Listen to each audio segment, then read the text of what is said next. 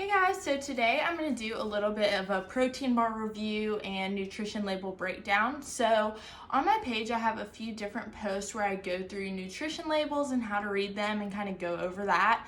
But today I'm actually going to give you a chance to see how that looks when you're looking at products and when you're trying to compare two products. So I went to the gas station and got some protein bars, and they didn't have a huge selection, but that's really a realistic scenario for me because that's the gas station that I normally go to if I'm going to grab a protein bar after my workout. And so I only have that selection, and what do I do in that scenario when I'm trying to compare it and choose the best product for me? So going into this, I'm going to give a little disclaimer that it's best to try to get as much protein as you can through your daily diet, through lean proteins, through plant-based complete protein sources. But it's not always realistic to expect you to get all of your daily protein value from those food sources. Sometimes your best bet is adding in a protein shake or a protein bar for a little extra supplement or a boost after a workout. So if you're having a hard time reaching those goals, this is what you're going to want to grab, and you're just going to want to make sure that you are checking the label to get the biggest nutrition and nutrient bang for your buck. So before I actually pull it out and go through the nutrition labels, I'm going to go over 4 things that I try to look for when I'm looking at a protein bar label. So the first thing that I look for is sneaky sugars. So one common thing that people assume is that a protein bar is going to be healthy, and so they just will grab one off the shelf without really checking the label. But protein bars actually hide a ton of sugar in them sometimes. So the USDA guidelines recommend that you get less than 10% of your daily calories from sugar. So you're just trying to reduce your sugar and find lower sugar options. So that's definitely key with the protein bars. When I'm choosing a protein bar, I normally try to pick something that has around 1 gram of sugar in it. So then the second thing I look for is going to be dietary fiber. So there's a ton of health benefits to fiber, and a high fiber diet is great for your body and your digestion. So fiber also keeps you feeling fuller for longer, which is a benefit in addition to the protein. So then third, I'm going to look for saturated fat. So sometimes fat can also sneak into a protein bar, and while it's not one of the biggest things that I look for, if two bars are very similar overall and the only difference is saturated fat is higher in one than the other, I'm gonna go with the lower option. And then again, the USDA guidelines recommend that you get less than 10% of your daily calories from saturated fat.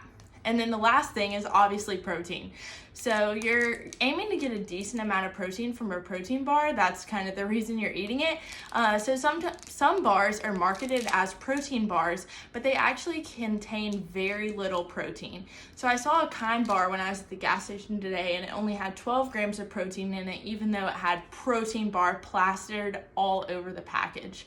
And then I saw another brand that was ironically called Protein One, and their protein bars only had 10 grams of protein in them. So normally I try to pick a bar that has around 20 to 25 grams of protein in it, and I'm typically able to find a few different options that fit my desired protein goals, and also fall within my targets for sugar and saturated fat and fiber as well.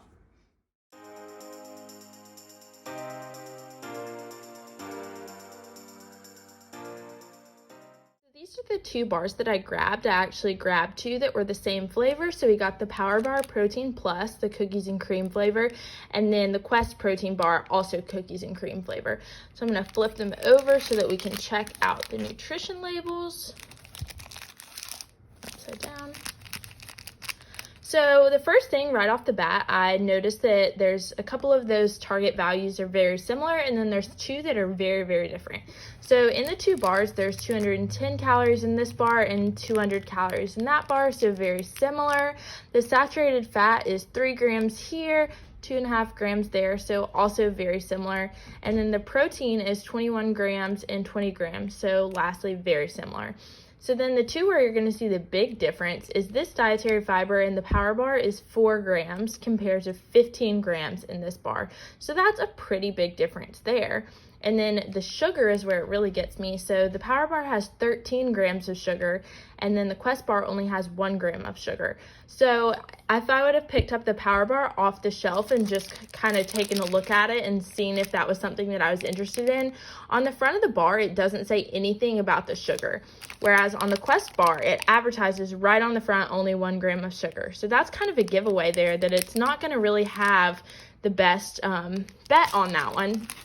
So if I would have picked it up and flipped it over and seen 13 grams of sugar, I probably would have put it straight back and not really considered that as an option.